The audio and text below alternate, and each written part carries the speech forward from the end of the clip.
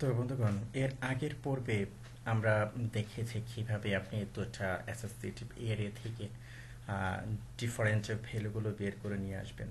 তো এই পর্বে আমরা দেখব যে সিমিলার ভ্যালুগুলো কিভাবে আপনি নিয়ে আসবেন, অর্থাৎ কম্পেয়ার করবে সে দুটা এরেতে, তারপর যেগুলো ম্যাচ করবে সেগুলো সে রিটার্ন করবে। তো এটা কিভাবে করব আমরা?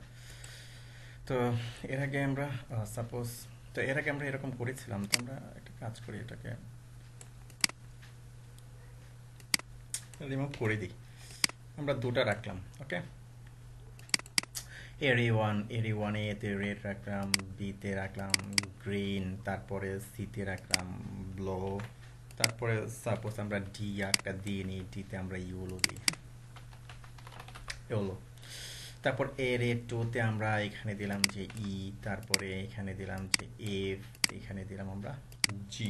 চেঞ্জ করে দিই, আমরা রেড দিলাম, তারপরে গ্রিন দিলাম, তারপরে এখানে ব্লু দিলাম, ব্লু। তো এখানে ভ্যালুগুলোর মধ্যে রেড, গ্রিন, ব্লু এই তিনটা মিলেছে। তো কোন ফাংশনের মাধ্যমে ম্যাচেস ভ্যালুগুলো আমরা বের করব? আমরা লিখবো যে এরে ইন্টারসেক্ট, এরে আন্ডারস্কোর ইন্টারসেক্ট।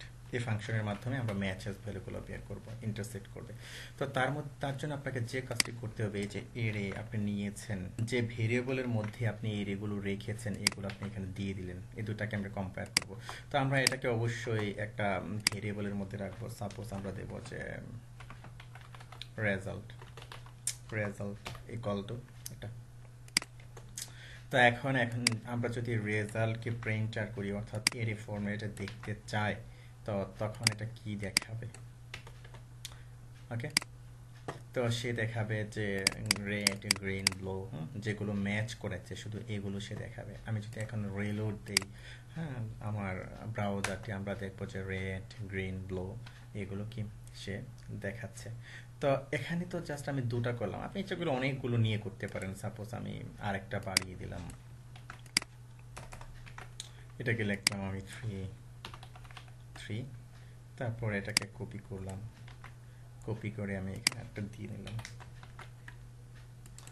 এখন জাস্ট আমি চেঞ্জ করে দেবো এগুলো। যেমন সাপোজ আমি কি দিয়েছিলাম, এফ দিলাম, সাপোজ আমি ব্ল্যাক দিলাম, তারপরে জিটাকে সাপোজ আমি পার্পল পার্পল করে দিলাম। অর্থাৎ আমি একটু চেঞ্জ করে দিলাম, জাস্ট আর কিছুই না। এতে আমি রেড করে দিলাম, বিতে আমি ব্ল্যাক করে দিলাম, ব্ল্যাক করে দিলাম। তারপরে এখানে সাপোজ আমি এস দিয়ে ইউলো ধরিয়ে দিলাম, এই যে ইউলো। জাস্ট আমি আপনাদেরকে দেখাচ্ছি কিভাবে করব আমরা। তো এখন আমি তিনটার মধ্যে আমি চেক করছি, ম্যাচেসগুলো আমি নিয়ে আসবো, যেগুলো ম্যাচ করে তিনটার মধ্যে। জাস্ট রেডটা ম্যাচ করেছে তিনটার মধ্যে, আর কোনোটাই ম্যাচ করেনি। এই যে দেখুন, রেড তিনটার মধ্যে আছে, কিন্তু গ্রিন, তারপরে ব্লু, তারপরে ইয়েলো জাস্ট দুটার মধ্যে আছে, হ্যাঁ, ব্ল্যাক দুটার মধ্যে আছে, একমাত্র রেড আছে কি তিনটার মধ্যে। তো আপনি যখন এরকম একেবারে ম্যাচেস ভ্যালুটা, যেটা ম্যাচ করবে সবগুলা এর মধ্যে, এটাকে আপনি বের করে নিয়ে আসবেন অথবা নিয়ে আসতে চাচ্ছেন, তখন আপনি কি করবেন? তখন অবশ্যই আপনি এর ইন্টারসেক্ট ফাংশনটি ব্যবহার করবেন, বিল্ড ইন ফাংশন। তো এভাবে আমরা এর ইন্টারসেক্ট ফাংশনটি ব্যবহার করে আমরা এর এর প্যারামিটার হিসাবে যেগুলো আমরা চেক করতে চাচ্ছি এগুলো যদি আমরা দিয়ে দিই, তাহলে আমরা খুব সহজেই ম্যাচেস ভ্যালুগুলো আমরা বের করে নিয়ে আসতে পারি। অর্থাৎ যে ভ্যালুগুলো ম্যাচ করবে সেই ভ্যালুগুলোকে আমরা নিয়ে আসতে পারি।